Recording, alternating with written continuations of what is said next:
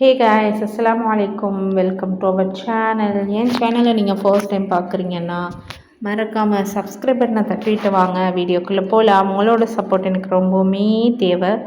So இன்றைக்கி நான் என்ன பண்ணிகிட்ருக்கேன்னா கட்டிச்சோறு செய்கிறேன். புளிசோறு, தேங்காய் பால் கட்டி சோறு பண்ணிகிட்ருக்கேன். எங்கள் அம்மா வீட்டிலேருந்து என் மச்சான் ஒய்ஃபு, மாமி, தங்கச்சி எல்லாம் வராங்க. ஸோ அவங்களுக்காக என்னம்மா அம்மா வீட்டிலேருந்து வராங்க கட்டி சோறு பண்ணுறியா அப்படிலாம் கேட்கக்கூடாது. மாமி தான் சொன்னாங்க பிரியாணிலாம் பண்ணாதம்மா கட்டி சோறு பண்ணு, நாளைக்கு பிரியாணி பண்ணிக்கலாம் நாங்கள். ஸோ அதனால் கட்டிச்சோறு பண்ணிக்கிட்டு இருக்கேன். கட்டிச்சோறு அதான் சொன்னேன்ல, நான் பிரியாணி கூட ஈஸியாக பண்ணிடுவேன்னா இந்த கட்டி சோறு மற்றதெல்லாம் பார்த்து பார்த்து பண்ணுற மாதிரி இருக்கும். லைட்டாக சொதப்பிடுச்சு, இருந்தாலும் நல்லா தான் இருந்துச்சு. கட்டி சோறு ரெடி ஆயாச்சு. அதுக்கு என்ன சைட் டிஷ் பண்ணேன்னா உருளைக்கிழங்கு.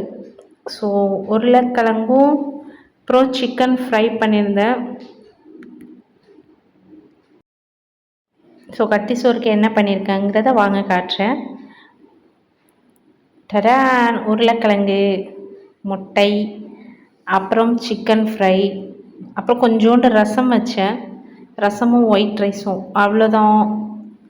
ஸோ ரொம்பவுமே சிம்பிளாக சாப்பாடு ரெடி ஆயாச்சு. எங்கள் மாமி, மாமா, என் தங்கச்சி எல்லோரும் வந்துட்டாங்க. வீடியோவில் அவங்களெல்லாம் காட்ட முடியாது. என் வீடியோவில் எல்லாமே சாப்பாடாக தான் இருக்கும். சாப்பாடு மட்டும் தான் காட்டுவேன்.